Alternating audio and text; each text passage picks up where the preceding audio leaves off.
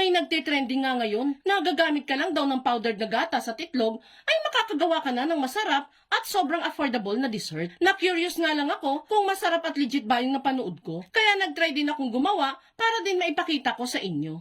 Dito nga sa ating gagawing dessert ay gagamit lang tayo ng 2 pack ng powdered milk. Any brand po ng powdered milk is welcome po dito. Doon nga po pala sa napanood ko guys, tig isang itlog at isang powdered milk lang yung ginamit nila. Kaya kung gagawa din po kayo nito, pwede naman po ang isang powdered milk lang at isang itlog lang ang bilhin ninyo para makamura din po kayo ng konti. Lalagyan ko lang po yan ng half cup ng tubig at saka tunawin ng gatas dito. Then pagkatunaw nga po ng ating gatas dito, ay isusunod ko na din po ang half cup ng white sugar. Sa asukal naman po guys, nakadepende po yan sa kung gaano kadaming asukal ang ilalagay mo dito. Yung iba po kasi, hindi nila preferred ang masyadong matamis na dessert. Pero ako kasi, type ko po yung mataas na level na matamis sa mga dessert. Sweet po kasi ako sa personal eh. Ay! Kapag natunaw na nga yung asukal dito, ay pwede na nating ilagay ang 2 pirasong medium size na itlog. Binabasag ko nga muna yung mga itlog sa isang bowl bago ko ilagay sa ating mixture guys. Eh kasi naman one time, nung may niluto ako, pag-crack ko ng itlog, nako, bugok pala yung itlog. Dali-dali ko tuloy kinuha sa mixture yung bugok na itlog. Kaya heto, nadala na ang inyong ate Lenlen. Inaamoy ko na muna yung itlog bago ilagay sa mixture. Bali dito nga po pala sa ating mixture, ay hahaluin lang nating maigi yung nilagay nating itlog sa milk mixture na ginawa natin hanggang sa mag-combine na ang dalawa. Then after niyan, ay magpipiga naman ako dyan ng 1 piraso lang ng kalamansi, then saka haluin muli.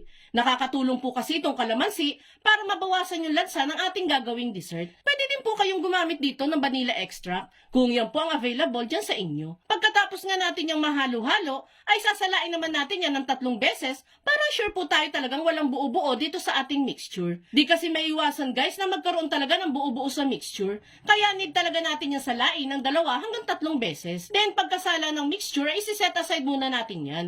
Dito naman tayo sa ating lianera. Bali maglalagay lang naman ako dyan ng tig-1 kalahating kutsara ng asukal sa bawat lianera. Then saka natin yung tunawin sa apoy hanggang sa magkaramelize na ang mga ito. At kung hanggang ngayon ay nanonood ka pa, ibig sabihin na interesado ka sa dessert recipe na sinishare natin ngayon. At kung sakali pong magugustuhan mo ito, pwede po bang pusuan mo naman ang video natin? At mag-iwan ka na din po ng comment na, "Wow, I love this dessert." Maraming salamat po! Once nga na magkaramelize na ang asukal sa lianera, ay palalamigin muna natin yan ng 5 minutes bago isalin yung ginawa nating egg and milk mixture. Siyempre, alam ko na ang nasa isip ninyo.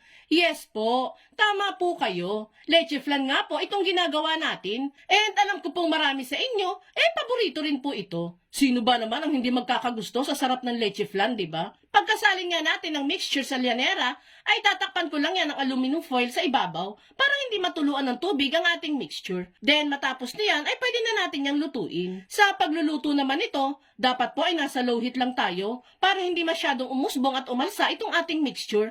Kapag kasi malakas ang apoy, baka naman po maging tortang gatas na itong niluluto natin. Lulutuin lang natin ito sa loob ng 50 to 60 minutes. And makalipas nga po ang 1 oras na pagluluto, ay makikita natin dyan na luto na itong ating leche flan. Hanguin na natin yan at palamigin. Tanggalin lang natin ang takip nito, then saka i-scrape ang gilid para madaling ma-unmold. Eto na nga guys, mainit-init pa, the moment of truth. Maganda kaya ang kalalabasan. Chararan!